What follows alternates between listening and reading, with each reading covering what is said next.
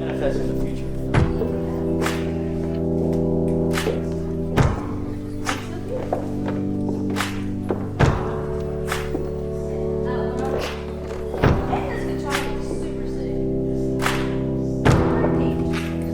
I was literally about to say.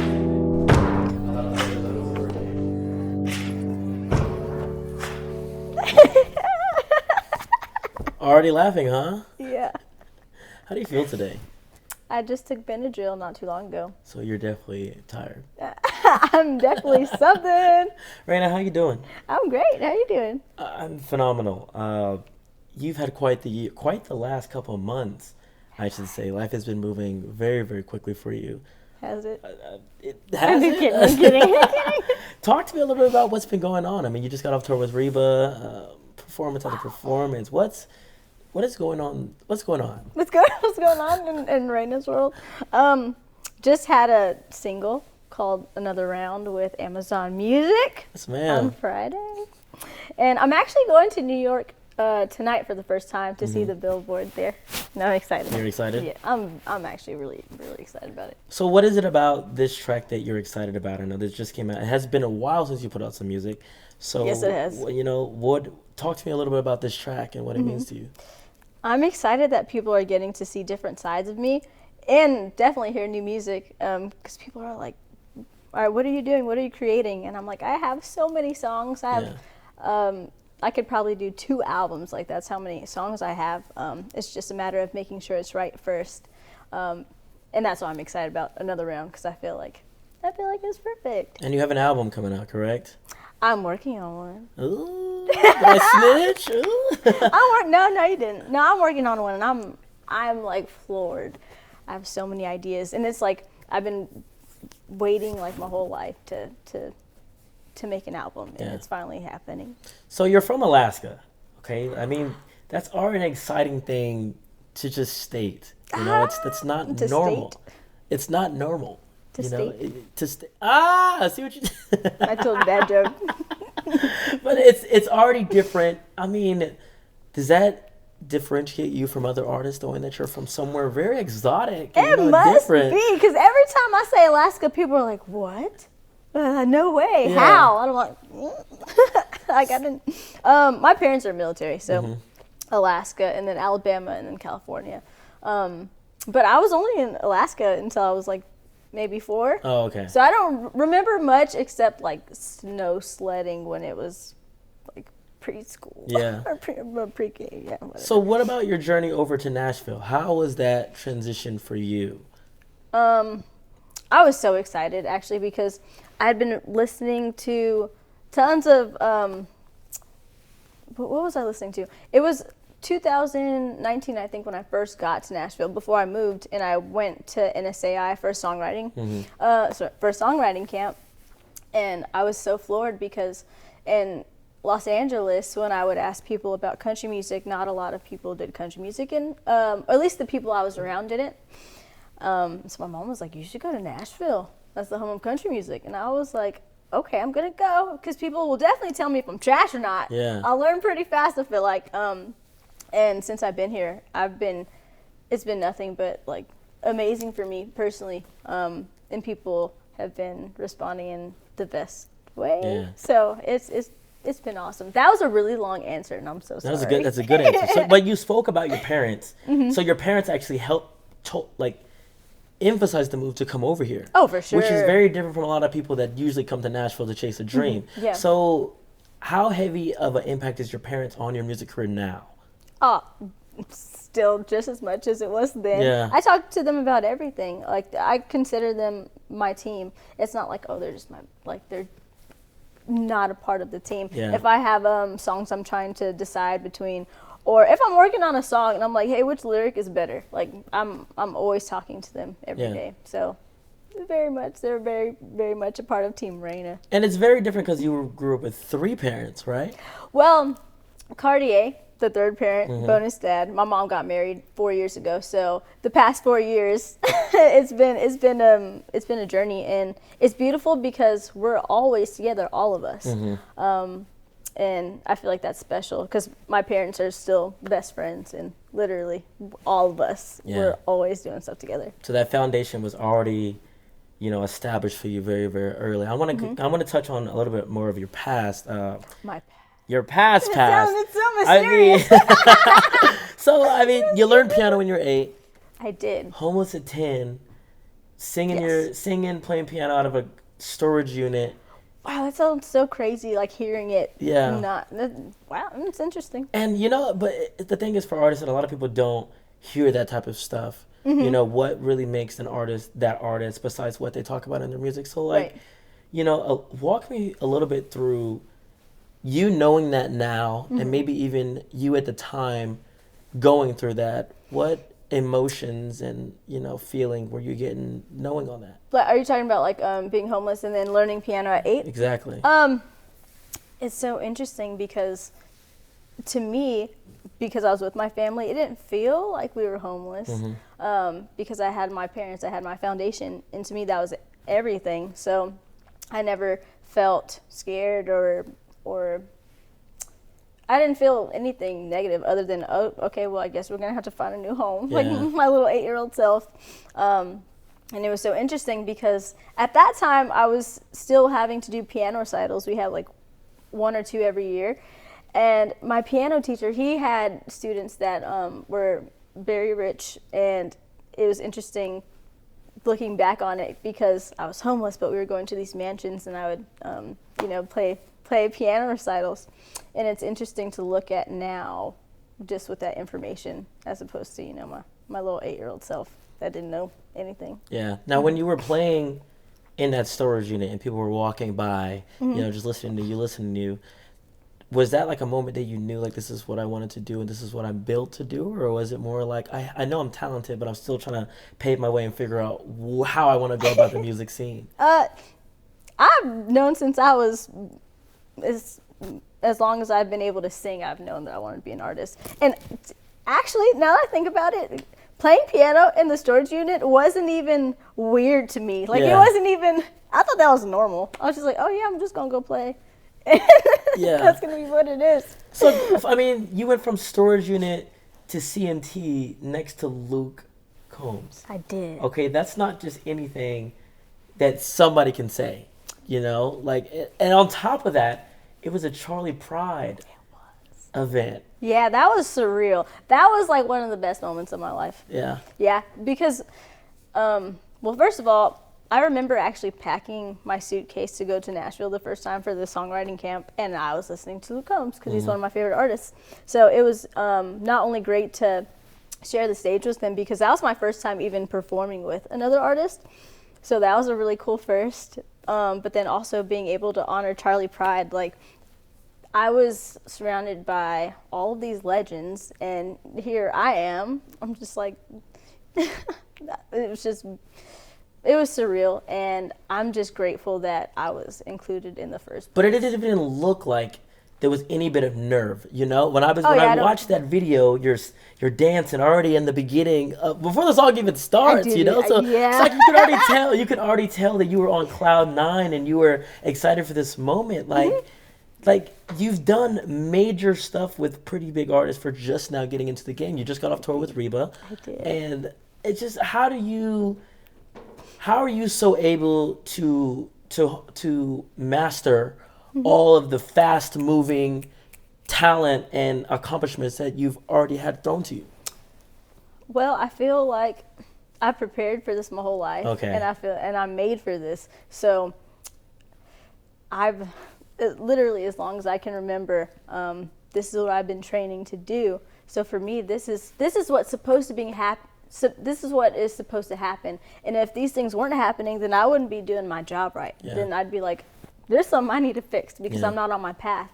And the more that these opportunities come along, it just reminds me that I am on the right path, and I'm doing everything that I can to keep going on the path. For just getting thrown in so quickly, though, you have a massive support system.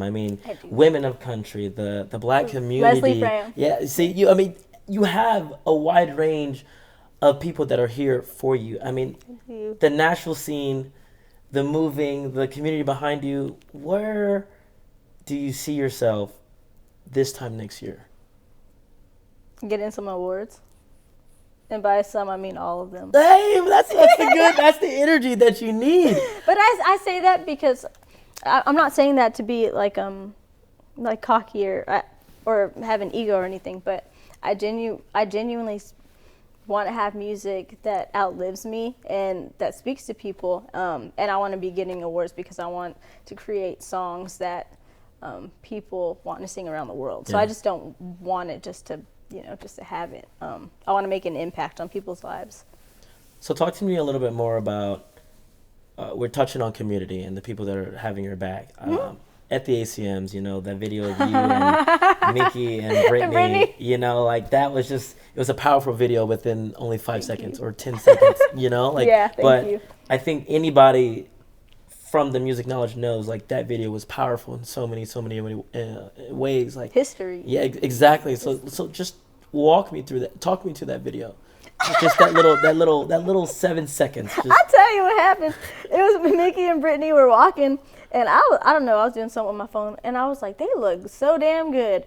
And I was like, I started taking a video of them, and then I took a video of them. I was like, I need to be in it too. And I was like, can somebody pretty please take a video of us? And then I was like, all right, we got to walk.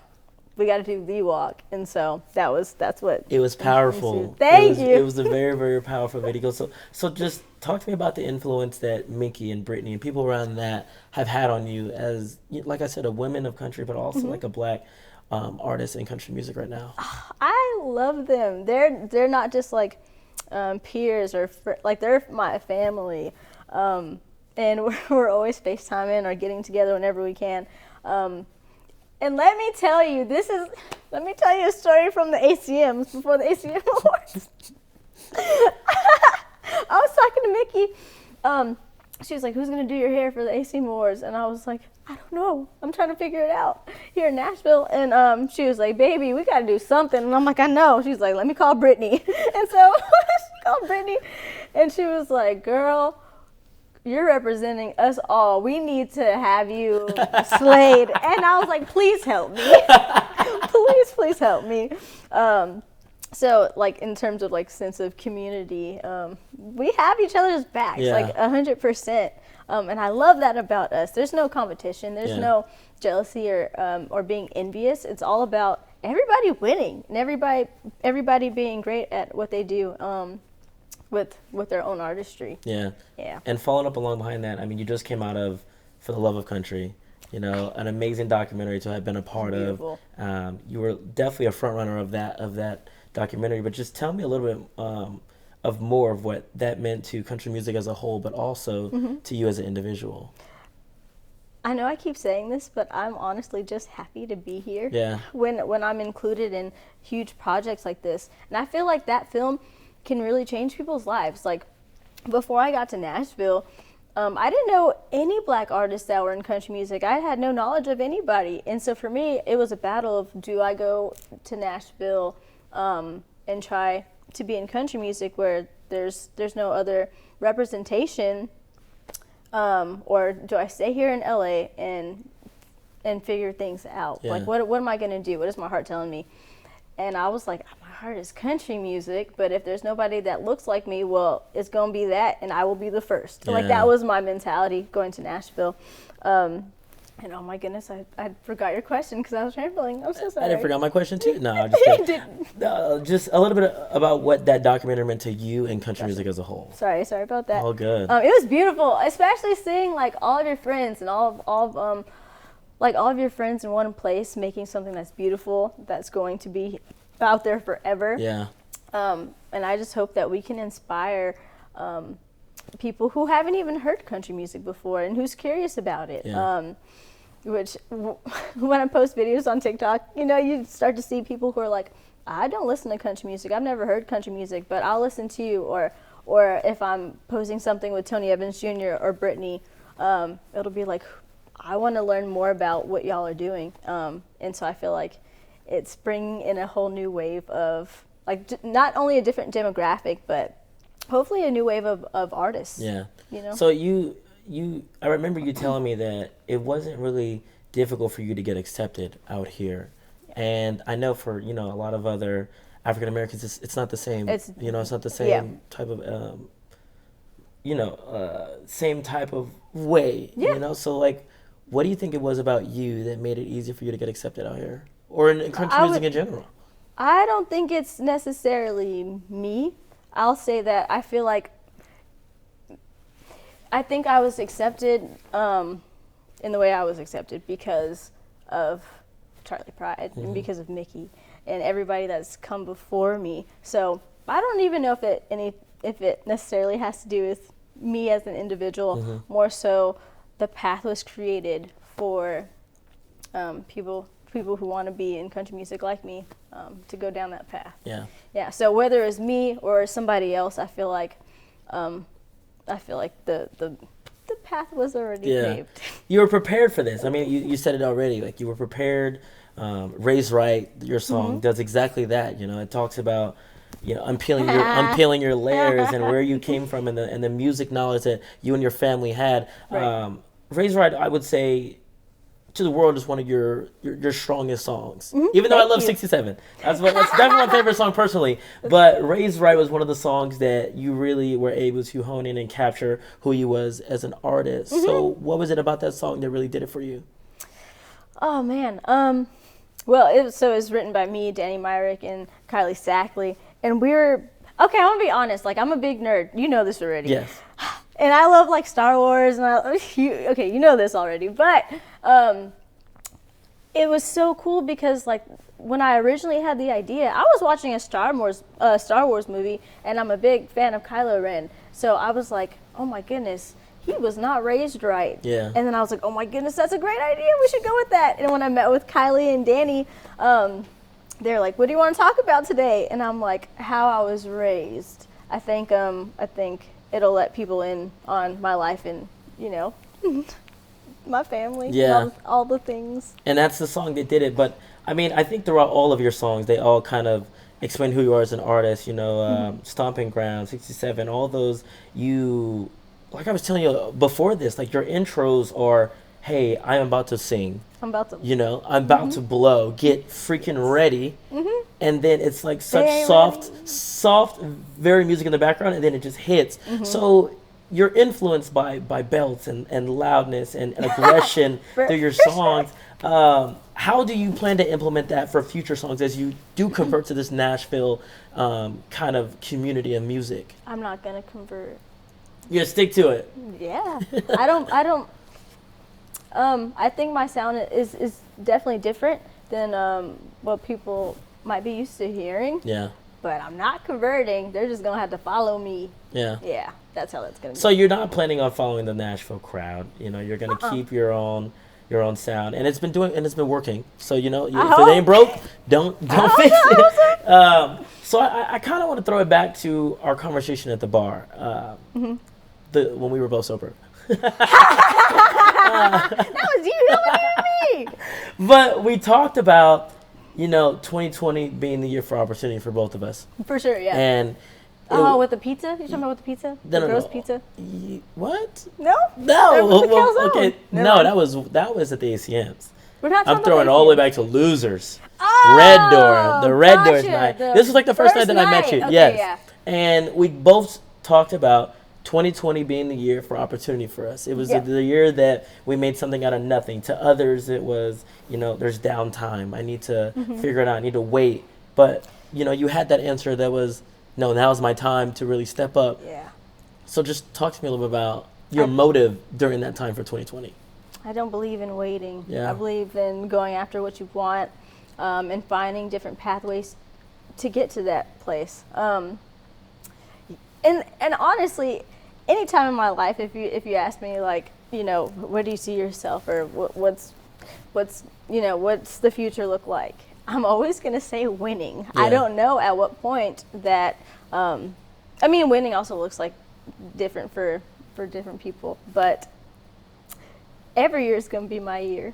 That's how I feel. And that's a good motivation. But that's such a powerful statement to people that are gonna watch this and that don't feel like that they can do it. And you did it. You know what I'm saying? So it's just, you are a front runner of so many different things, whether that be the black community, the women of country music, a voice. You come from a very shy personality, right? But not a lot of people are gonna ever know that about you. Yeah. You know, and you present on stage this powerful woman who is just ready to take everything head on. So how is it that you balance the on stage and off stage, and then the off stage presence? Yeah.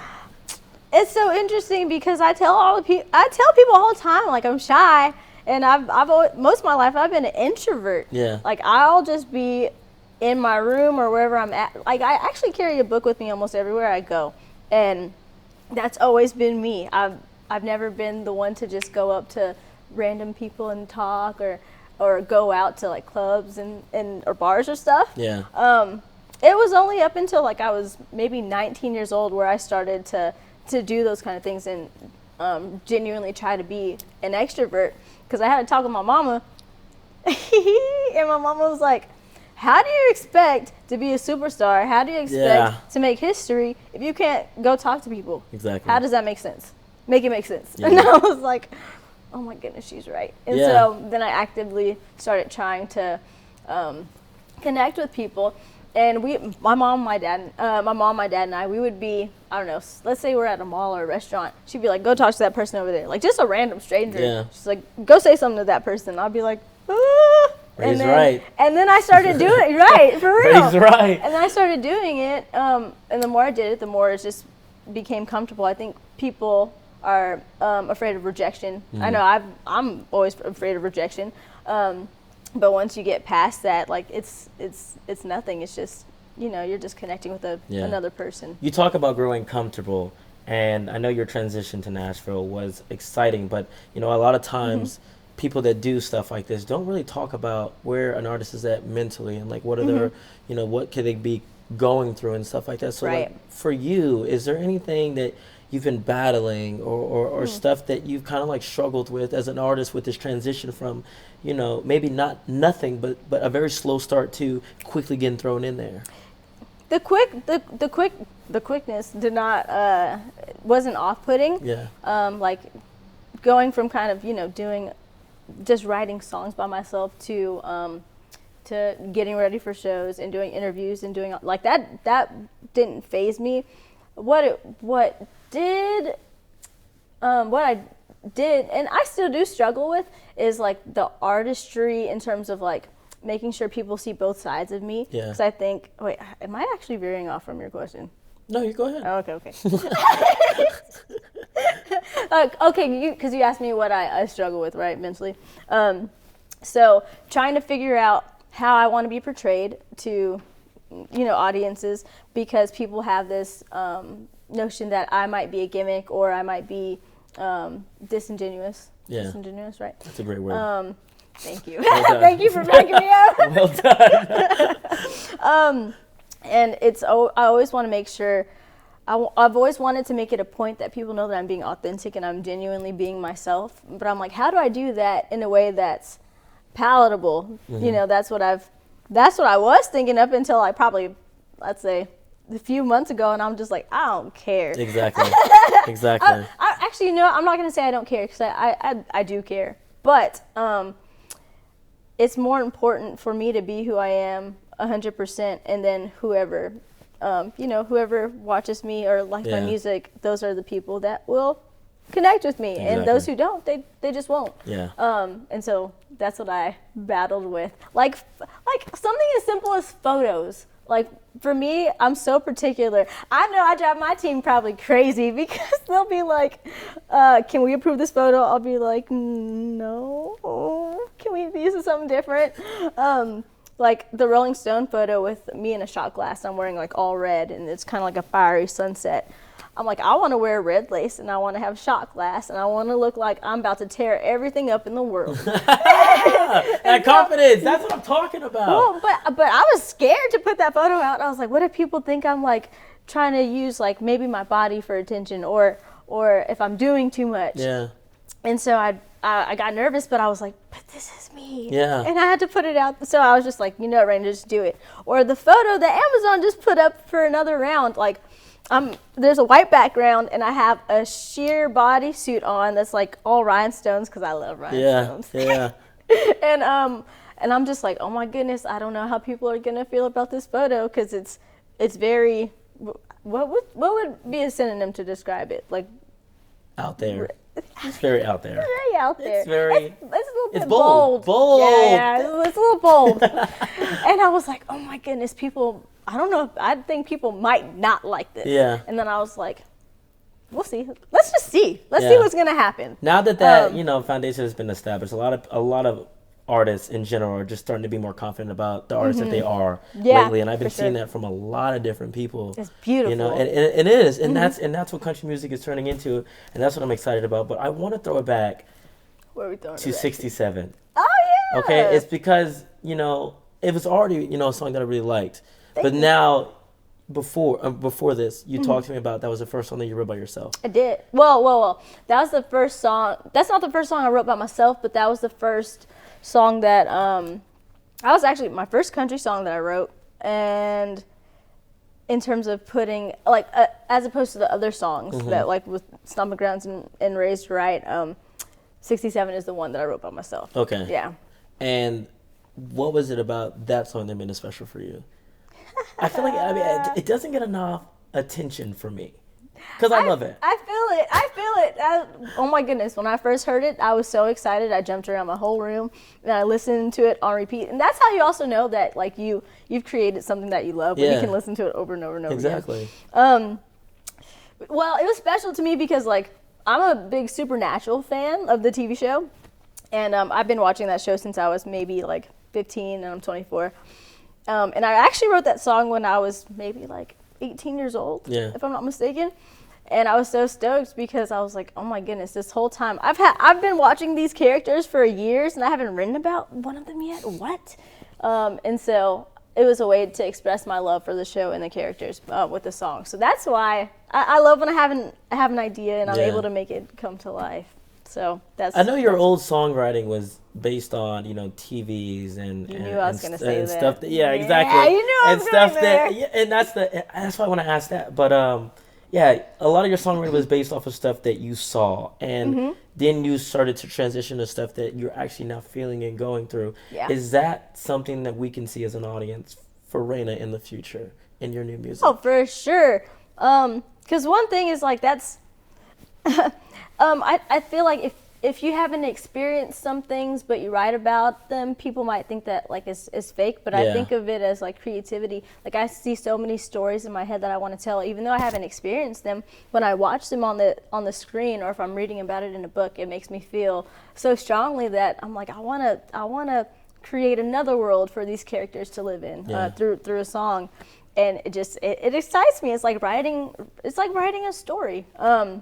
And so I do that a lot. That's usually my go-to. Yeah. Writing about myself personally is still a little new just because if I'm being honest, I don't have like a lot of experience with things. Yeah. Like I don't really go party. I don't go party. Like I'll drink. I'm pretty sure the first time you met me, I was just like a little tipsy, and I only had like probably 2 shots, maybe. That was it. But like I won't go and like really go crazy and go party. And I've never dated. I've never had a boyfriend. I've never. There's just a lot of stuff I haven't done. Yeah.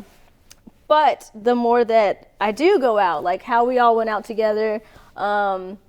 And I'm getting to have these new life experiences. I'm just like, oh my goodness, I want to write about what just happened last week or what happened yesterday. Getting together with my friends and all that kind of stuff. Yeah. So it took a long time to answer your question.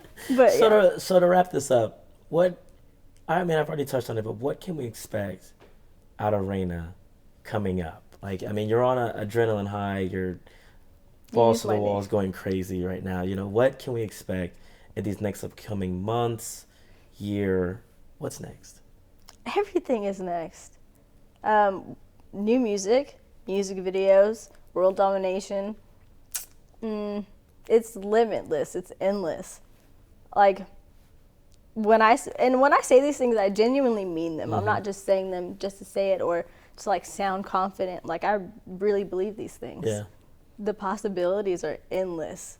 Especially now. Especially now. And I want to win. Yeah. I want to win, and by the way, when I say win, I want to have like just songs that that I'm in love with and that other people are in love with, and so all that's coming. Well, thank you. It's coming. Thank you welcome. for doing this. It's always good talking to you. Me and my Benadryl self. Honestly, I don't think anybody can tell that you were even on medicine. I hope not. The energy always comes out of you. Like I said, I already knew you were going to bring it. But thank you so much. I'm excited. Welcome so much. I'm such a big fan. Stop it! I'm a big fan. And that's we're big fans. Exactly. I can't wait to see what you do. Thank you so much. You're welcome so much.